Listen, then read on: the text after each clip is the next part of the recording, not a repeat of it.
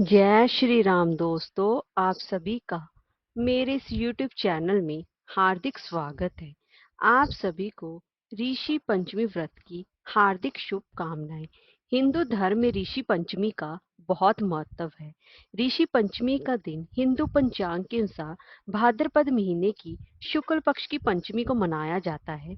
इस दिन महिलाएं उपवास करती हैं और जाने जाने में हुए पापों के लिए भगवान से क्षमा मांगती हैं। और यह दिन गणेश चतुर्थी के अगले दिन आता है और महिलाएं बहुत उत्साह के साथ पूजन करती हैं। और कहा जाता है इस व्रत को सभी महिलाओं को खास तौर पर अवश्य ही करना चाहिए। और सप्त ऋषि का शाब्दिक अर्थ है सात ऋषि।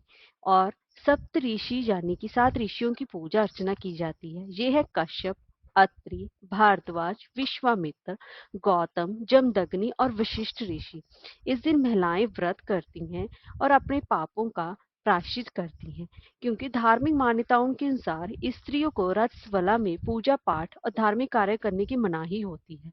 अगर इस समय गलती से भी कोई पूजा अर्चना का सामान स्पर्श हो जाए तो पाप लगता है। इस तरह के पाप से मुक्ति पाने के लिए यह व्रत बहुत खास होता है।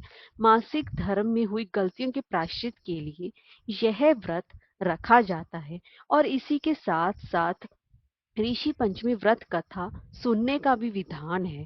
दोस्तों, आज मैं आपको इस वीडियो में हम बात करेंगे कि ऋषि पंचमी कब पड़ रही है और इसका शुभ मुहूर्त क्या रहेगा। और इसी के साथ साथ आपको ऋषि पंचमी व्रत की दो पुरानी कथाएं श्रवण करवा रही हूँ। तो चलिए वीडियो शुरू करते हैं। दोस्तों, अगर आपको हमारी ये वीडियो अच्छी लगी हो तो लाइक और शेयर करें और चैनल को सब्सक्राइब करना ना भूलें। और कमेंट बॉक्स में जय श्री राम अवश्य लिखें। तो चलिए वीडियो शुरू करते हैं। दोस्तों, ऋषि पंचमी 19 सितंबर 2023 को दोपहर को 1:43 से प्रारंभ हो रही है और जो कि 20 सितंबर की दोपहर को 2:16 तक रहेगी। और इसी के हिसाब से उदय तिथि के हिसाब से ऋषि पंचमी का व्रत 20 सितंबर 2023 को रखा जाएगा। और पूजा का शुभ मुहूर्त रहेगा सुबह 11:01 से लेकर दोपहर के 1:28 तक। पूजा मुहूर्त का कुल समय 2 घंटे 27 मिनट रहेगा। उस दौरान आपको अपना व्रत पूजा कर लेना चाहिए। आइए दोस्तों, अब मैं आपको ऋषि पंचमी व्रत कथा श्रवण करवा रही हूँ। एक समय राजा सिकताक्ष्वर धर्म का अर्थ जानने की इच्छा से ब्रह्मा जी के पास गए और उनके चरणों में शीश झुकाकर बोले, हे आदिदेव, आप समस्त धर्मों के प्रवर्तक और गूढ़ धर्मों को जानने वाले हैं। आपके श्री मुख से हम धर्म चर्चा श्रवण कर हमारे मन को शांति मिलती है। आपके भगवान के चरण कमलों में हमारी प्रीति बढ़ती है।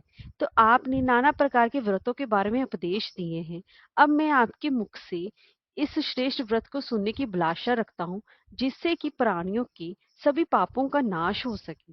राजा के इस वचन को सुनकर ब्रह्मा जी ने कहा, हे श्रेष्ठ, तुम्हारा प्रश्न अति उत्तम और धर्म में प्रीति बढ़ाने वाला है। मैं तुमको समस्त पापों को नष्ट करने वाले उस सर्वोत्तम व्रत के बारे में बताऊंगा। यह व्रत ऋषि पंचमी व्रत के नाम से जाना जाता है। इस व्रत को करने वाला प्राणी अपने समस्त पापों से सहज ही छुटकारा पा लेता है।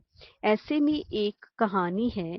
विदर्भ देश में उतंक नाम एक सदाचारी ब्राह्मण रहता था। उसकी पत्नी बड़ी ही पतिव्रता थी, जिसका नाम सुशीला था। उस ब्राह्मण के एक पुत्र तथा एक पुत्री यानी कि उसकी दो संतानें थीं।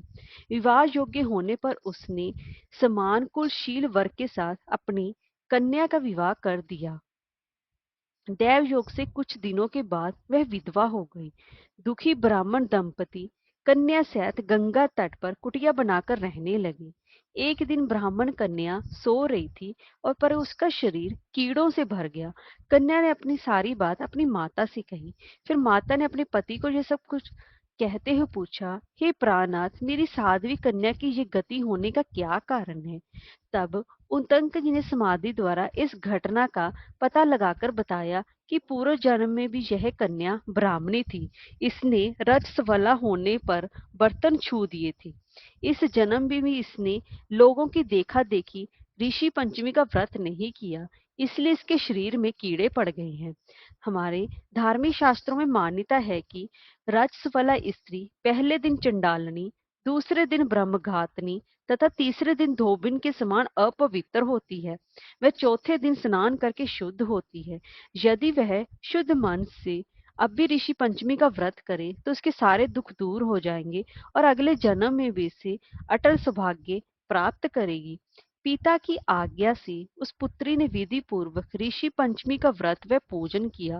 व्रत के प्रभाव से वे सारे दुखों से मुक्त हो गई और अगले जन्म में उसे अटल सौभाग्य सहित अक्षय सुखों का उसे भोग की प्राप्ति हुई।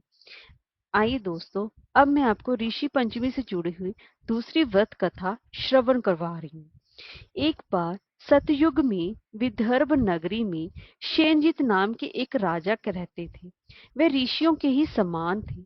उन्हीं के राज में एक कृषिक सुमित्र था।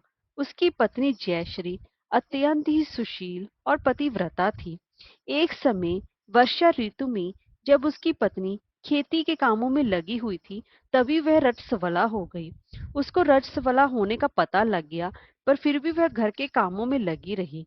कुछ समय बाद वह दोनों स्त्री पुरुष अपनी अपनी आयु भोग कर मृत्यु को प्राप्त हुए। जयश्री तो कुतिया बनी और सुमित्र को रजस्वला स्त्री के संपर्क में आने के कारण बैल की योनि मिली, क्योंकि ऋतु दोष के अतिरिक्त इन दोनों का कोई भी अपराध नहीं था। इसी कारण इन दोनों को अपने पूर्व जन्म का सारा विवरण याद रहा। वे दोनों कुतिया और बैल के रूप में उसी नगर में अपने बेटे सुचित्र के यहाँ रहने लगे। धर्मात्मा सुचित्र अपने अतिथियों का पूर्ण सत्कार और सहयोग करता था। अपने पिता के श्राद्ध के दिन उसने अपने घर ब्राह्मणों को भोजन के लिए नाना प्रकार की भोजन पकवाए।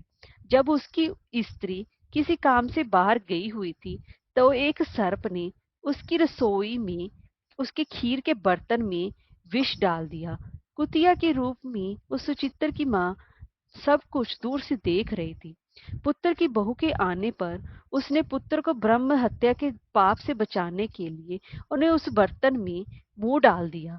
सुचित्र की पत्नी चंद्रवती ने जब ये कुतिया का यह कृत्य देखा, तो उसने चूल्हे से जल्दी लकड़ी निकालकर कुतिया को मारी। बेचारी कुतिया मार खाकर इधर उधर भागने लगी। चौके में जो जूठन आदि बची रहती थी, वह सब सुचित्र की बहू उस कुतिया को ही डाल देती थी। लेकिन क्रोध के कारण उसने वह भी बाहर फिकवा दी। सब खाने का सामान फिकवाकर बर्तन साफ करके दोबारा खाना बनाकर ब्राह्मणों को खिलाया गया। रात्रि के समय वह भूख से व्याकुल होकर वह कुतिया बैल के रूप में रह रहे अपने पूर्व पति के पास आकर बोली, हे स्वामी, आज तो मैं भूख से ही मरी जा रही हूँ। वैसे तो मेरा पुत्र मुझे रोज खाने को देता था, लेकिन आज मुझे कुछ भी नहीं मिला। सांप के विष वाले खीर के बर्तन को अनेक ब्रह्म हत्या के भय से छू कर उसके ना खाने योग्य कर दिया था। इसी कारण उसकी बहू ने मुझे मारा और खाने को कुछ भी नहीं बोला, ना ही दिया।